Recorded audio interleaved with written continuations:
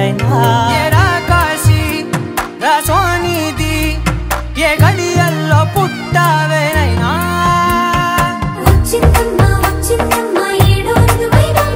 నా ఊహల్లో నా ఊరేగింది నువ్వమ్మా నా బ్రహ్మచర్యం బాకీ చెరిపేసిందమ్మా